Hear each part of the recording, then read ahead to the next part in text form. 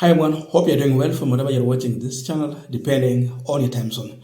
Now, many Kenyans are being taxed on affordable housing and with a promise that one day they will own those houses. Despite the fact that some Kenyans say that they already have their own homes. They are not interested in the government houses, but still they are being forced to pay the house levy. Is it a tax or what? There is one promise that PS for housing, Charles Hinga said that house levy is a saving.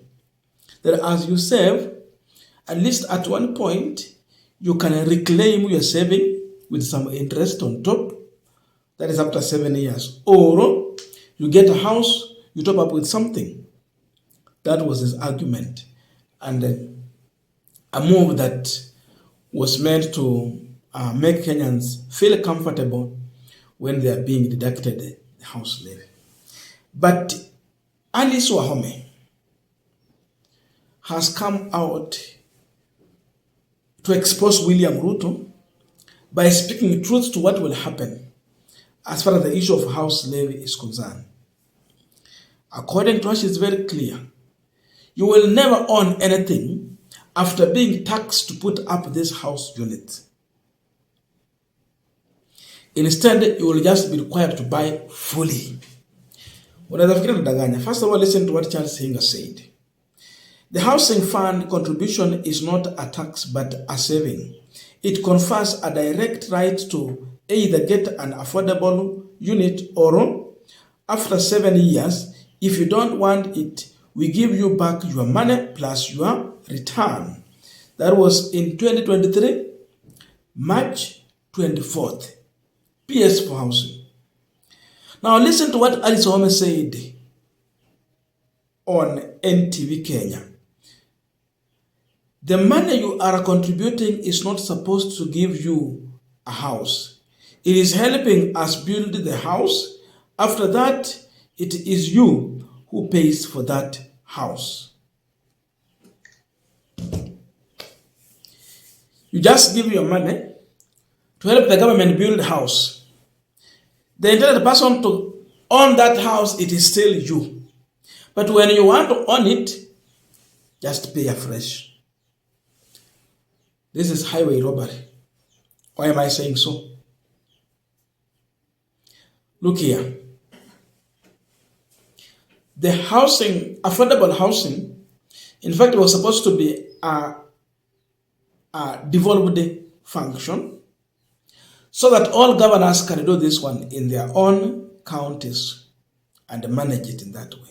But instead, the national government has took it with two hands.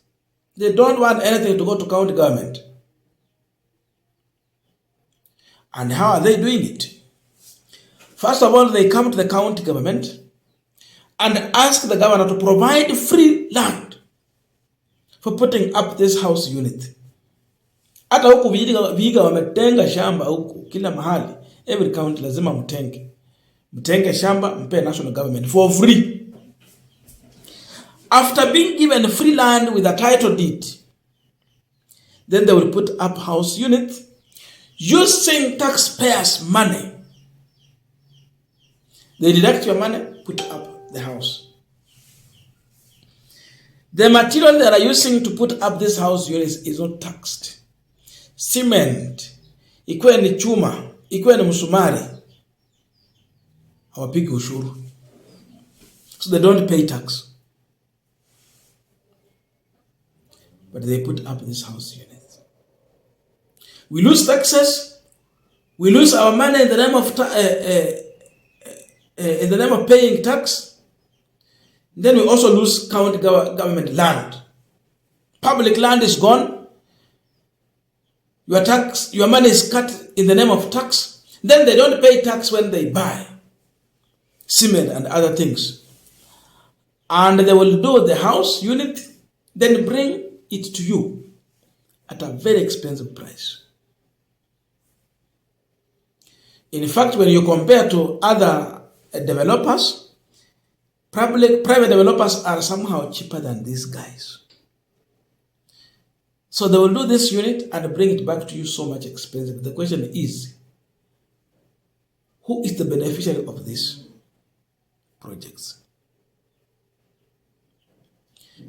And really, how do you explain why the government will sell such a property so much expensive when they have used very little resources to put up this house? That's how Wahome is exposing William Ruto.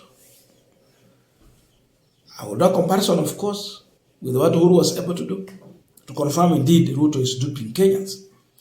But before we go deep into this, just a quick request for those who are watching this channel and you have not subscribed, please consider subscribing. To our returning subscribers, I must say thank you so much. And again, to all our viewers, please give this video a thumbs up. Thank you so much, and back to our discussion. Uhuru Kenyatta wanted to tax Kenyans in order for him to put up this house. But when Kenyans were uncomfortable with that, Uhuru avoided taxing anyone to put up in-house units. If you do your comparison, you are going to appreciate that Uhuru Kenyatta did so many houses than what Ruto has been able to do. But Uhuru never taxed Kenyans to do these projects. Instead, he was coming to the county to give free land, but we still question that. But at least he did not tax Kenyans for that. So, where was Uhuru getting money to do affordable housing that Ruto cannot access today? Instead, he's coming to squeeze the last coin in your pocket to put up houses that you will never own unless you pay afresh. And Mamboga really will not be able to own this house in an easy way. Sasa Uhuru alikuwa anatuibia shamba peke yake. Ruto anatuibia shamba ya public.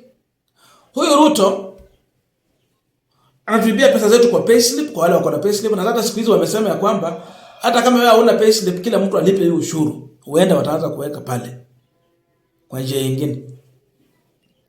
La tatu, William Ruto wakinunua simiti na chuma ya kujenga hizi nyumba halipi ushuru. You can imagine how much money we are losing in tax that they don't pay when they buy VAT and all those other things. Na iko 16%. So imagine how we are being duped. And we are being told that it's rumors, The allegation is that the president is also buying this house units. That means if he's buying this house units, if indeed this allegation is true, he is buying it so cheap, knowing that they were given free land, they were not taxed on materials, and they have used taxpayers' money. So who is the owner of this house unit? Ni Mheshimiwa William Ruto ama ni nani? That is how Kenyans have been robbed. It's highway robbery. It's bad. But it is happening. It is happening. So Addis has now confirmed that in the mambo PS for housing, Charles Hinga told us, Haiko. Hinga was just trying to make people to feel comfortable. I have seen President Ruto arguing with a lot of disappointment on Kenyans mocking him on the road that he had promised he would put up. The way he was really quoting, memorizing the names. Mandera, sijui Gari, sijui wapi, akiwa huko. Today, he has expressed his disgruntlement with how Kenyans are mocking him. But now, look at that statement that Charles Hinga gave, then Alice Wahome. We easily conclude that we have a government that we can never trust. We can never take them accountable to what they say. They say this, tomorrow is something different. They're saying this, tomorrow is something different. How can we trust such a government? So Wahome has literally told you that William Ruto and his government are robbing you.